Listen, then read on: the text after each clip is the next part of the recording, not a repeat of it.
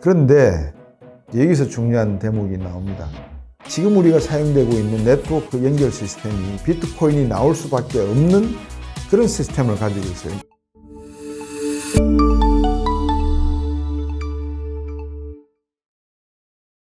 안녕하십니까. 어셀라이언스와 함께하는 곽수종의 경제단판 곽수종입니다. 여러분들이 요즘 이제 비트코인에 관심이 많다는 거는 제가 지난 시간에도 말씀을 드렸고 이번에도 비트코인 관련된 말씀을 드릴 수가 있습니다. 요즘 반감기 이야기를 많이 하시잖아요. 그럼 반감기가 뭐냐 이제 이런 궁금증이 또 생기실 것 같습니다. 기술적인 의미라고 이해를 하시면 될 것 같고요. 오태민 작가도 방송에 나와서 이제 올 4월에 비트코인 발행이 반감한다. 그러니까 약 한 400만 개로 줄어든다. 이렇게 이제 이야기를 하고 가서 앞으로 이 반감기가 도달하는 만큼 그 가치는 더 오를 수밖에 없다. 그 가치가 오르는 데 있어서의 또 다른 하나의 촉매제 역할을 한 게 현금 자산 ETF 시장이 시작이 되었고, 블랙락이라고 하는 헤지펀드 회사가 자산 운용을 하기 위해서 지금 수십만 개를 모으고 있는 그런 과정이 있기 때문에 가치가 앞으로는 올라갈 가능성이 있다는 개념을 여러분께서 들으셨던 걸로 기억합니다. 비트코인에 있어서 반감기의 개념은 말 그대로 생산량이 줄어든다라는 의미의 반감기입니다. 그러니까 100만 개 나오던 게 50만 개 나온다 이런 개념의 반으로 줄어든다의 어떤 반감기가 아니라 하나씩 계산해낼 수 있는 경우의 수가 그런 의미의 반감기다 보시면 될 것 같습니다.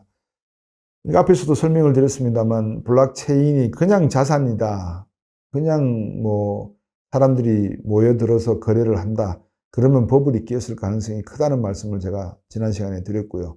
이게 어떻게 활용될 것인가? 활용될 수 있는 가치가 있다 그러면 충분히 자산으로서의 의미를 갖는다 그랬고, 지금 우리가 사용하고 있는 디지털 정보 기술로서는 한계가 있다는 것을 말씀을 드렸습니다. 지금 우리는 한 3차원 정도는 이해를 하지만 4차원, 5차원은 도저히 이해할 수 없는 그런 차원의 문제이기 때문에 앞으로 디지털 정보통신 기술이 10년, 20년, 30년 뒤에 어떤 방향으로 발전될 것인가는 저희들이 지금은 상상을 초월하지 않겠습니까? 특히 AI가 나오게 되고 이 AI가 모든 로봇이나 우주항공이나 바이오나 이런 기술과 접목이 될 때 퍼질 수 있는 체계는 반감기의 의미를 또 다른 하나의 암호화폐 체계가 나올 가능성이 있지 않나라는 생각을 저는 거꾸로 하는 것이죠.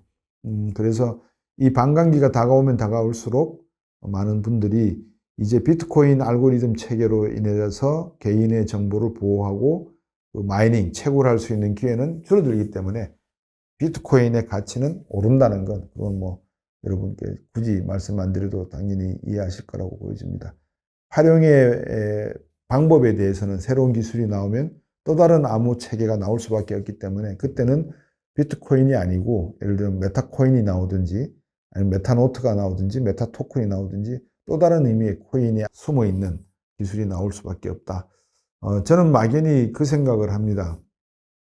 지금 우리가 뭐라고 단정하지는 못하지만 만약에 당신이 생각하는 미래의 또 다른 암호 체계, 우리가 흔히 말하는 비트코인과 같은 알고리즘 체계를 상상한다면 어떤 것이 될 수 있겠는가? 저는 AI와 매우 밀접한 상관성을 갖는다라고 생각을 하거든요. 여기서 어떤 의미냐?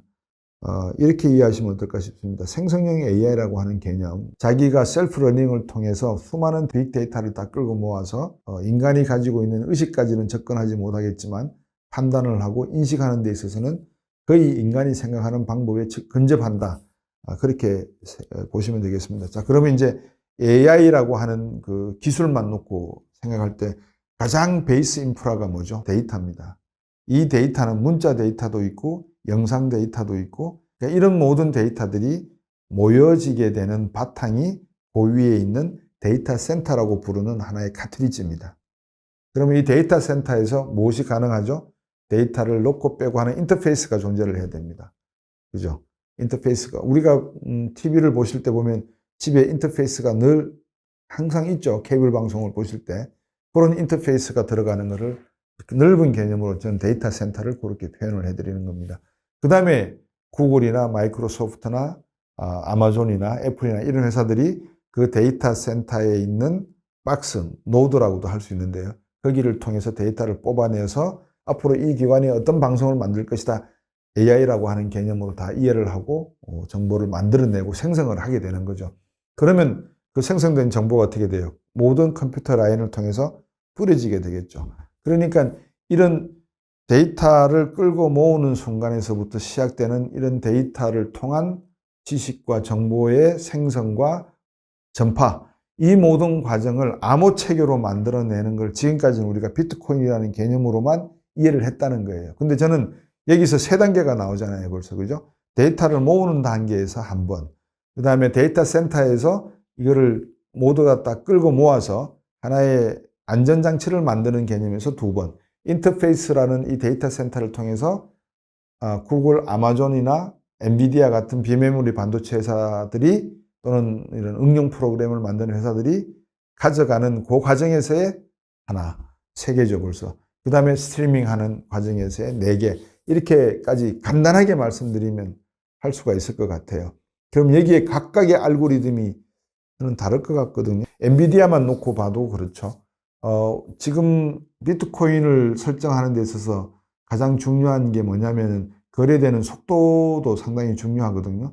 우리 주식은 그냥 홈 트레이딩 시스템, HTS 시스템을 통해 가지고 뭐 100분의 1초보다 더 빠른 단위로 그냥 거래 계약 체결이 되잖아요. 근데 비트코인은 그렇지 않죠. 모비딕 같은 경우는 거래소에서 어떻게 돼요? 삽니다, 팝니다를 놓고 내가 사는 가격 주문 내고 파는 가격 주문 내면 거래가 바로 이루어지는 게 아니라 한참 고민하고 이루어지는 것도 있지만 거래가 이루어지는 속도가 제한적일 수가 있겠죠. 많은 사람들이 몰려들면 그런 것들도 상당히 중요한 하나의 암호화폐의 단초가 될 수 있다고 저는 보고 있습니다. 그러니까 모든 것이 다 이제 코인 개념으로 들면 코인화 될 수 있는 알고리즘이 존재하는 곳이 많아진다. 그러면 여러분들 우리가 지금은 코인은 화폐가 아니다라고 하지만 이런 것들이 벌써 인터페이스가 한 4개 정도 생기는데 이 과정에서 생기는 암호 코딩이 발생한다 그러면 이것이 다 채굴 과정으로 응용이 되고 접속이 된다 그러면 이것도 역시 제가 볼 때는 미래의 크립토와 관련된 기술로 연결이 된다. 그렇게 보여집니다. 그래서 이 반감기의 개념이라고 하는 것이 비트코인 개념 체계에서만 존재하는 것이냐? 저는 그렇지 않다.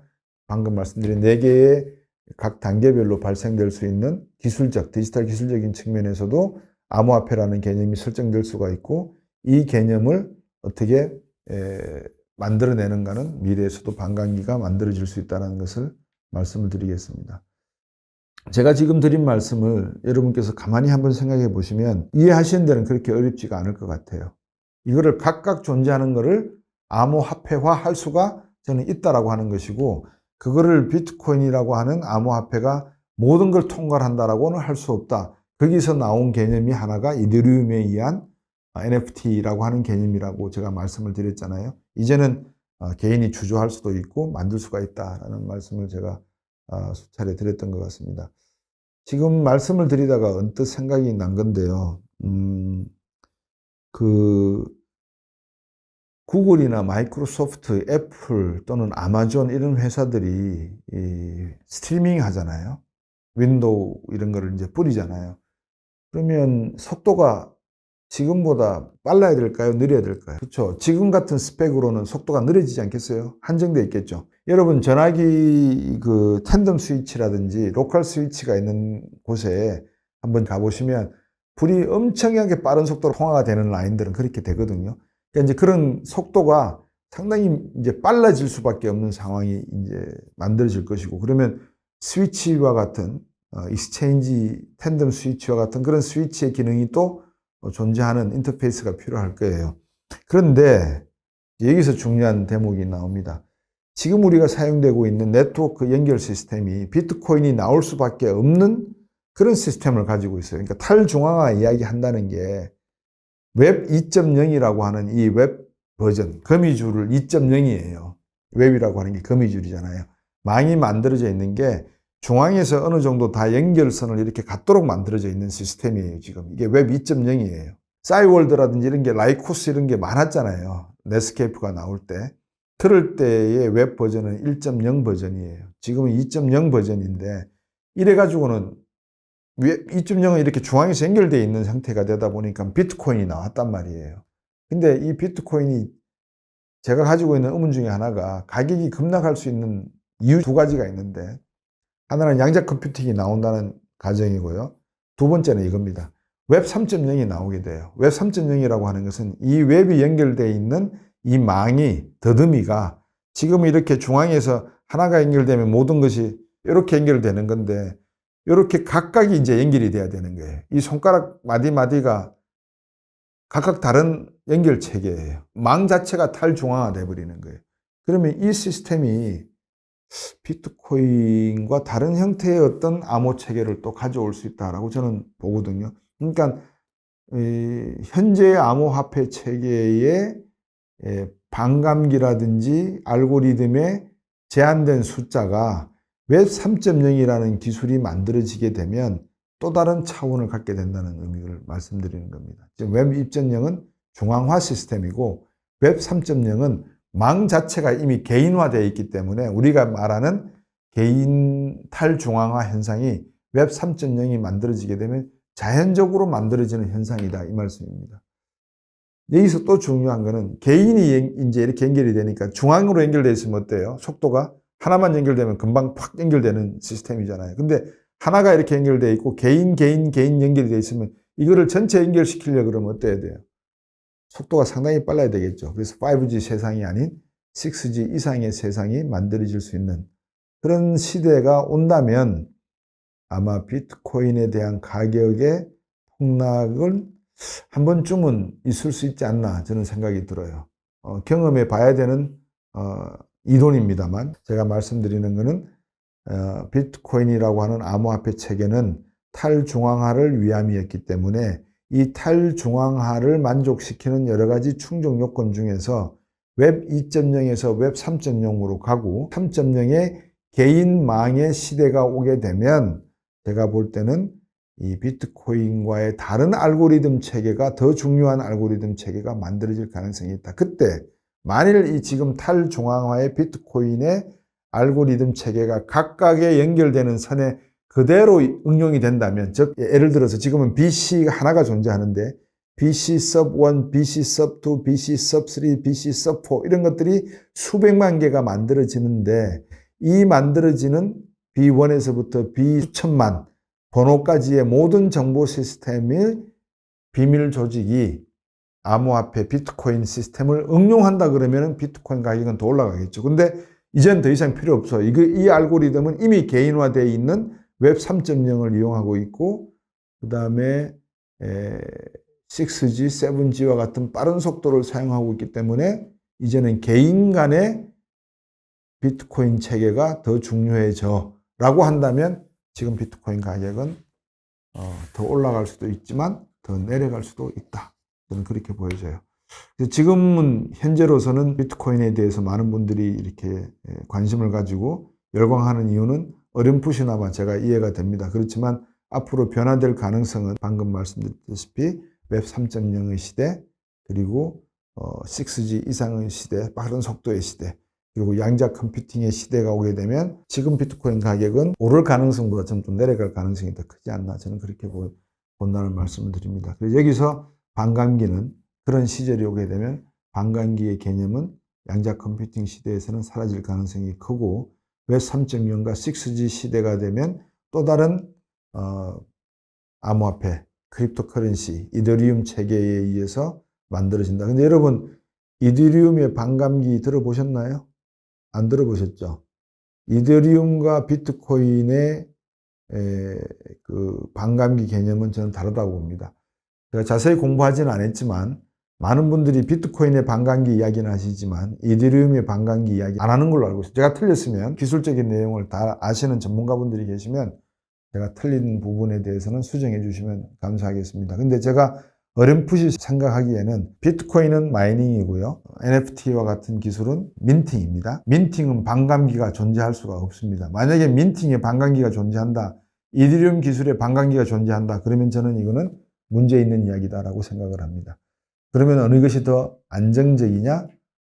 대중적인 의미에서는 이더리움 쪽이 더 안정적이다.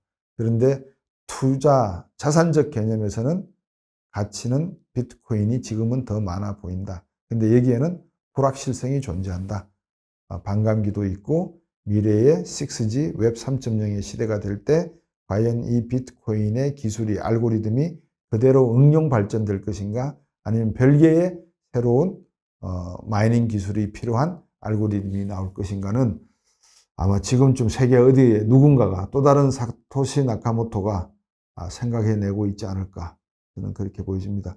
1990년에 퍼스널 컴퓨터 시대가 되었고 1960년에 실리콘밸리가 활성화되기 시작했고 1945년 이후에 실리콘밸리가 미 국방부하고 만들어졌고 이 모든 숙성 과정을 거친 다음에 2008년도에 사토시 나카모토가 비트코인이라고 하는 크립토커런시를 만들어냈다라고 하면 보통 지금 기술로서는 한 50년 정도 시간이 필요하다고 하면 미래의 웹 3.0이 만들어지고 그 다음에 6G 같은 시대가 오면은 30년, 50년 시절이 아니라 10년 안에 가격의 어떤 새로운 알고리즘 체계, 비트코인과 같은 체계가 만들어질 거라고 저는 개인적으로는 확신을 합니다. 그래서 즐길 수 있을 때 즐겨라 라고 말씀을 하지만 투자자산이라고 하는 것은 금과 은과는 다른 의미의 디지털 투자자산이 비트코인이기 때문에 현재 가치가 오른다고 해서 이게 지금 당장은 뭐 단기적으로 25만 불, 30만 불 갈 수 있다라고는 말씀드릴 수 있지만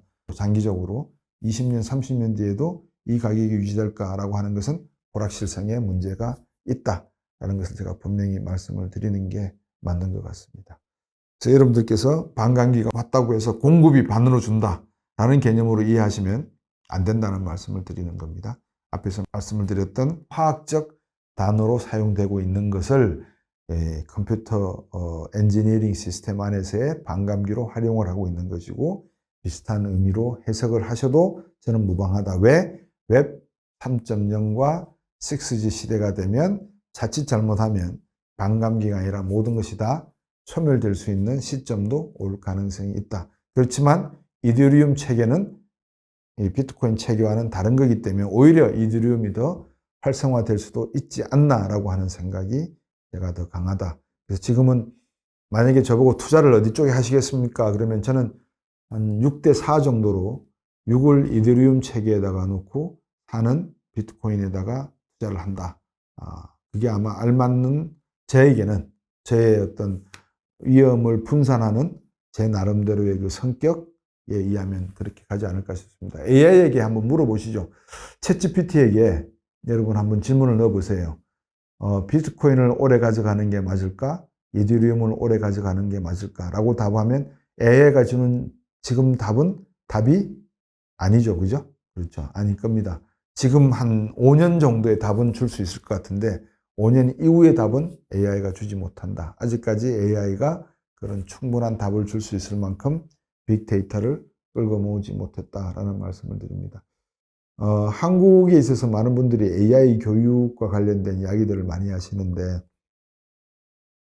다시 말씀드리지만 정치도 그렇고 너무나 이렇게 가식적이고 허풍적인 이야기들이 많이 나오는 것 같습니다.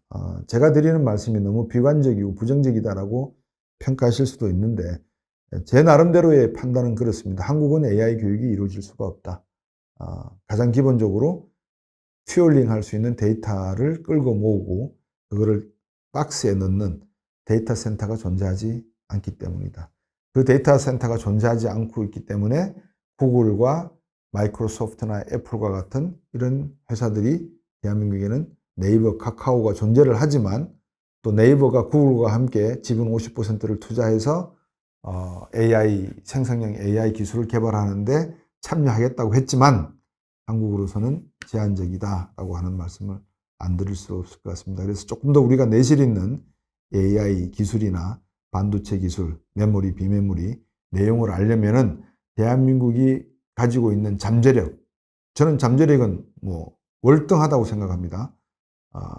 그런 측면에서 우리가 조금 더 노력을 했으면 하는 생각. 그래서 정부에다가 부탁을 한다면 이런 산업들은 정부의 보조금과 보호장치가 없이는 불가능하다. 개인정보에 대한 보호도 불가피하게 우리는 글로벌 표준화를 설정할 수 있는 능력에 가까울 만큼의 생각을 가지고 가야 한다. 이런 전반적인 내용을 가지고 우리 정부가 TF팀을 만들어서 AI와 관련된 집중적인 투자를 했으면 좋겠다. 거기에 가장 필요한 요소가 바로 스타트업과 벤처고, 스타트업 벤처의 성공률이 90%라고 하는 말은 이거는 가짜다. 왜? 스타트업과 벤처가 90% 투자를 해서 성공을 했으면 대한민국은 세계에서 제1위의 부국이 돼야죠. 근데 그렇지가 않잖아요. 그래서 그런 실적 위주의 눈 가리고 아웅하는 식의 실적 위주의 90%의 스타트업과 벤처 투자의 성공이라는 것보다는 오히려 10% 성공률이라고 하는 게 더 진실성이 있고 더 가치가 있고 부가가치가 있는 내용에 대한 투자고 실험이다라고 저는 생각하고 싶습니다. 그래서 실패를 두려워하지 않는 그런 정부가 되었으면 좋겠고요. 실패를 두려워하지 않는 중소기업 벤처 스타트업들이 많이 나왔으면 하는 게 제 개인적인 바람입니다. 이런 반감기가 오면 올수록 한쪽에서는 비트코인 가격이 오르겠다라는데 투자를 해서 돈을 버시는 생각을 하는 분들이 계시면 저는 한 90% 분들은 이 10% 빼시고 90% 분들은 앞으로 웹 3.0 그리고 6G 이상의 시대가 오면 이더리움은 어떻게 될까? 마이닝과 민팅의 차이가 어떻게 될까? 그리고 AI 시대가 오게 되면 민팅이 더 대중화가 될 것이고 그렇게 되면 그래픽 카드와 GPU와 TPU, NPU의 시대에서 어떤 반도체 메모리가 더 중요해질까? 어떤 응용 기술이 이를 토대로 만들어질까? 이걸 한번 고민해 보시는 게 길이 아닌가 저는 그렇게 생각해 보겠습니다. 오늘 여기까지 하겠습니다.